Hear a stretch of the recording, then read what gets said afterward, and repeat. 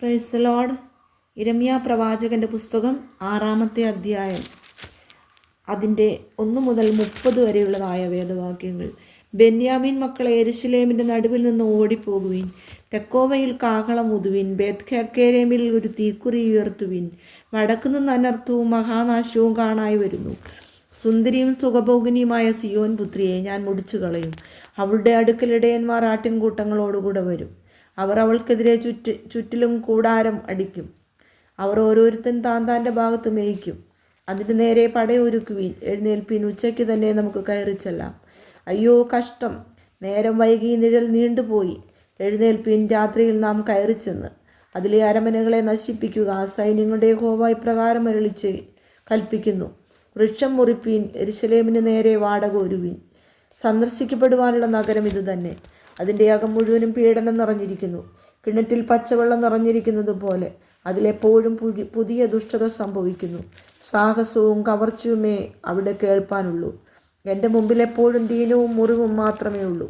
യെരുശലേമേ, എൻ്റെ ഉള്ളം നിന്നെ വിട്ടുപിരിയാതെയും ഞാൻ നിന്നെ ശൂന്യവും നിർജ്ജന പ്രദേശവുമാക്കാതെയും ഇരിക്കേണ്ടതിന് ഉപദേശം കൈക്കൊള്ളുക. സൈന്യങ്ങളുടെ യഹോവ ഇപ്രകാരം അരുളി ചെയ്യുന്നു: ഇസ്രായേലിൻ്റെ ശേഷിപ്പിനെ മുന്തിരിപ്പഴം പോലെ അരിച്ചു പറിക്കും. മുന്തിരിപ്പഴം പറിക്കുന്നവനെ പോലെ നിന്റെ കൈ വീണ്ടും വള്ളികളിലേക്ക് നീട്ടുക. അവർ കേൾപ്പാൻ തക്കവണ്ണം ഞാൻ ആരോട് സംസാരിച്ച് സാക്ഷീകരിക്കേണ്ടു? അവരുടെ ചെവിക്ക് പരിച്ഛേദനയില്ലായകയാൽ ശ്രദ്ധിപ്പാൻ അവർക്ക് കഴിയുകയില്ല. യഹോവയുടെ വചനം അവർക്ക് നിന്നയായിരിക്കുന്നു. അവർക്ക് അതിലിഷ്ടമില്ല. ആകയാൽ ഞാൻ അവയുടെ ക്രോധം കൊണ്ട് നിറഞ്ഞിരിക്കുന്നു. അതടക്കി വെച്ചു. ഞാൻ തളർന്നുപോയി. ഞാനത് വീഥികളിലെ കുട്ടികളിന്മേലും യൗവനക്കാരുടെ സംഘത്തിന്മേലും ഒരുപോലെ ഒഴിച്ചു കളയും. ഭർത്താവും ഭാര്യയും വൃദ്ധനും വയോധികനും കൂടെ പിടിവിടും. അവരുടെ വീടുകളും നിലങ്ങളും ഭാര്യമാരുമെല്ലാം അന്യന്മാർക്കായി പോകും.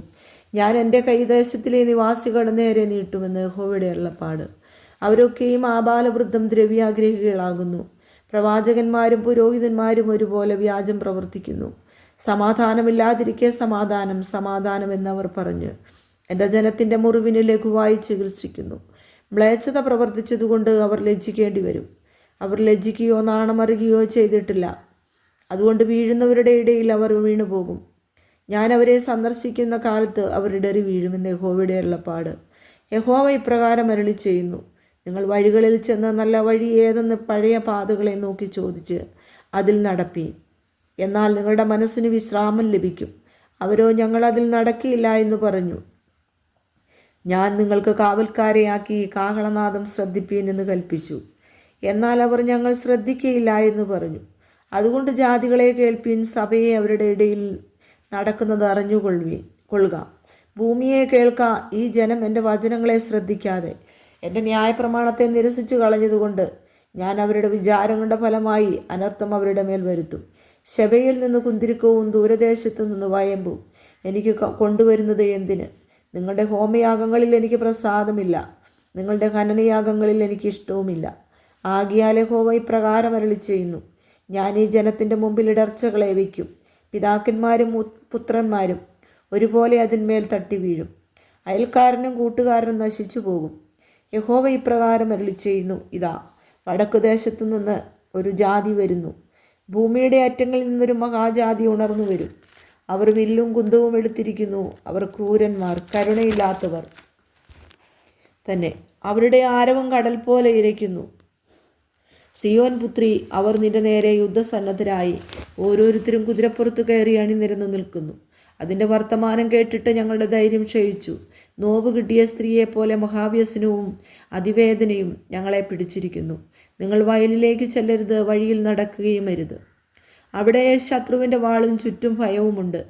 എൻ്റെ ജനത്തിൻ്റെ പുത്രി രട്ടെടുത്ത് വെണ്ണീറിൽ ഉരുളുക.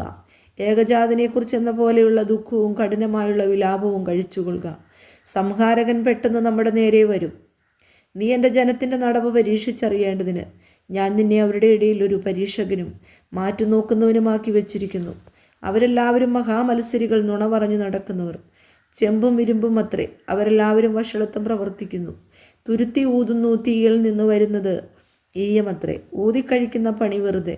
ദുഷ്ടന്മാർ നീങ്ങിപ്പോകുന്നില്ലല്ലോ. യഹോവ അവരെ ത്യജിച്ചു കളഞ്ഞതുകൊണ്ട് അവർക്ക് കറക്കൻ വെള്ളി എന്ന് പേരാകും.